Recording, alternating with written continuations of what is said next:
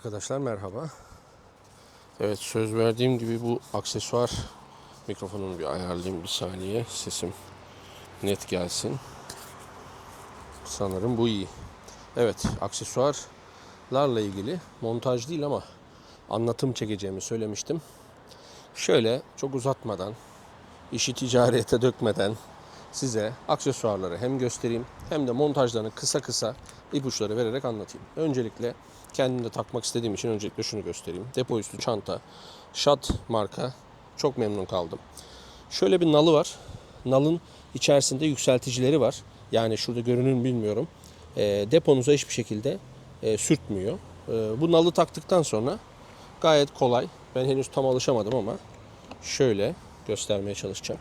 Bu şekilde yuvasını oturtup bastırıyorsun. Çıt diye bir ses duyduğunuzda olay tamam oluyor. Buraya bir şifre oluşturuyorsunuz. Oluşturduğunuz şifre için burayı karıştırdığınız zaman çantanız şu an tamamen kapalı. Ve hemen bunun sağ tarafında da anahtar yeri var. Ben onu da yanımda taşıyorum.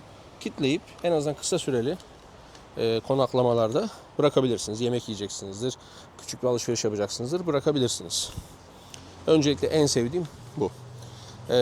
Birçok yerde bulamadığım, kimsenin söylemediği, açıklamadığı bu ne diyeyim buralara, elcikleri korumak için.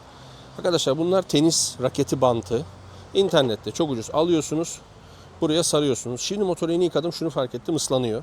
Yani bunların çok uzun süre dayanacağını düşünmüyorum ama şimdilik hem ucuz hem de koruması açısından avantajlı. Bunları taktım. Ekranın hemen üzerinde görüyorsunuz bu BMW'nin navigasyon cradle dedikleri bölüme KN Master'ın hem telefon tutacağı olsun hem şarj edeyim hem de şehir içinde kullanırım diyerekten aldım. Ayrıca bir navigasyon bahsetmiştim. Navigasyon için bir ara aparat aldım. Bünderlich'ten. Henüz gelmedi.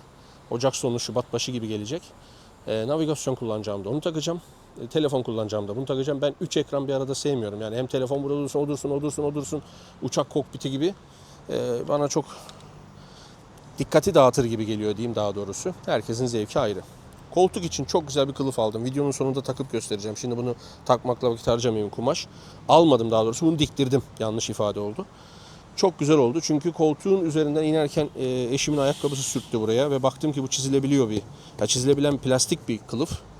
O yüzden onu değiştirdim. Herkesin aldığı standart demirbaş ayaklık. Bunun herhangi bir montaj özelliği yok.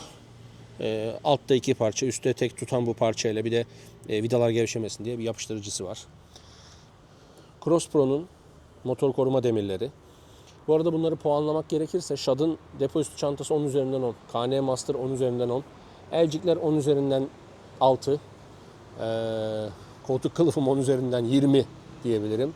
Çok memnunum ondan. Bu demir içinde 10 üzerinden 8 verebilirim. Çünkü şuraya değil de şu üst tarafa bağlanması gerekiyor gibi hissiyat oluştu bende. Alttaki sağlam ama üstteki şurası, yani bilmiyoruz arkasını tabii bu arada. Arkası belki sağlamdır ama bilmiyorum. Öyle bir puan verme ihtiyacı hissettim. Devam ediyorum. Shad'ın TR55 çantası. 55 litre. 2 kask yan yana sığıyor ama bu önünde kamera aparatlarınız varsa sığmıyor tabii ki de. Ön demir koruma ile ilgili montajı arkadaşlar kolay. Çok basit. Daha doğrusu alt, yani motor korumanın alt kısmı basit. Üst kısmında şu gördüğünüz BMW'den sonraki şurası çektiğiniz zaman altında pimleri var, çıkıyor. Şu altta da bakın şurada pimler var. Bunları da öncesinde çıkarıyorsunuz. Önce bunları. Sonra bunu elinizle kastırarak çıkarıyorsunuz. Buranın püfü ne peki? Şu gördüğünüz plastik parçayla bu parçanın arasına şuraya 2'şer kat alta, 2'şer kat buna kağıt bant yapacaksınız ki çıkarırken buraya vurup çizmesin diye. Her iki tarafa da bunu uyguluyorsunuz. Bunu söktükten sonra hem ön demirinizi şurada bakın. Ön demirin içeri giden bağlantıları var. Hem bunu bağlarsınız hem far korumanızı da takarsınız. Far korumaya gelirsek de bunu da Çin'den aldım. Çin'den getirttirdim. Gördüğünüz gibi malum siteden. Gayet güzel işimi gördü. Sağlam. Su damlacıkları kalıyor ama o bir gazlamaya bakar. Anında hepsi gider. Onun etrafında dolaşıyorum. Başka aklıma gelmeyen bir aksesuar var mı diyerekten. Şu an için şurada tank pedim var. Şurada tank ped demeyeyim de. Şu kapağın üzerine şu pedleri gene Çin Çin menşeili bir ürün. Aldım, güzel, hoş gözüküyor. Öyle bir karbon efekti vermişler. Onu aldım. Onun dışında şu an üzerinde olmayan, aklımda olan bir aksesuar yok. Şöyle genel olarak bir dolaşayım etrafında. Evet, aksesuarlarım şu an için bu kadar. Yan çanta düşünüyorum. Bu Lone Rider'ın buraya uyumlu. Yani haricen kendilerinin onu rockless dedikleri bu yani daha doğrusu rock dedikleri bu demir değil de rockless, yani demirsiz direkt buraya uyumlu versiyon yapmalarını bekliyorum. Öyle bir durum varmış. O zaman yan çantayı anca o şekilde düşünebilirim. Onu alırken de Lone Rider'ın buraya çantalarını alırım. Bir de şimdi Wunderlich'ten sipariş ettim. Şu kısımda arkadaki artçının ayağına çamur geliyor arkadaşlar. Tam şurayı şu elimin şöyle büyüklüğünde kapatan bir Wunderlich bir parça yapmış. Sanırım buralara montaj yapılacak. Böyle demir şöyle bir kapsıyor. Şurası gene açık ama en azından ayağına, paçalarına çamur gelmesini engelleyecektir. Biraz hızlı anlattım bilerek. Şundan dolayı, yani bunların montajını anlatmadım. Bunların her birine ayrı video yaparlar biliyorsunuz. İşte çantayı şöyle takıyoruz. Bu çanta böyle, içi şöyle. Onlar için ayrı ayrı yapmak istemedim. Birçok video var çünkü. Yani Shot TR55 yazınca bunun 40 kere takılış videosu var. Efendime söyleyeyim, bu alt korumaları yazarsanız Engine Protect diye bir sürü videosu var. Bu KN Master'ın videosu var. Shot'ın da ya bunların videosu var ama dediğim gibi genel olarak böyle bir aksesuarları göstermek istedim. Özellikle unuttum. Radyatör koruyucu gene Çin menşeili. Sadece şu alttaki normalde plastik pim var BMW'nin orijinal. Onu çıkarıyorsunuz, çekerek çıkıyor, saklarsınız. Yerine bu gelenleri takıyorsunuz demir. Bunun da içine şurayı kastırmak suretiyle şöyle hafif kastırıyorsunuz. Alttan böyle kağıt gibi sokuyorsunuz. Yukarıdan yerleri var. Dişleri yerine giriyor. Burayı vidalıyorsunuz. Bu kadar. Başka hiçbir şey yok. Zorluğu yok. En zoru motor koruma demiri. Bilek gücü istiyor veya cırcır kullanmanız lazım. Torka dikkat etmeniz lazım. Çok sıkmamanız lazım. Loctite sürmeniz lazım.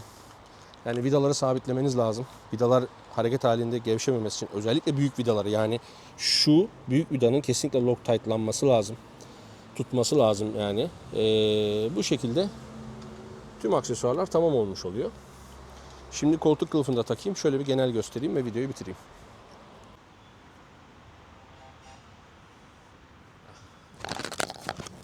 Evet, mikrofonu motorda unutmuşum. Evet arkadaşlar, kılıf bu şekilde gördüğünüz gibi. Acayip yumuşak, esnek bir kumaş. Esniyor. Ortaya oturduğunda hiçbir şekilde kasma yok.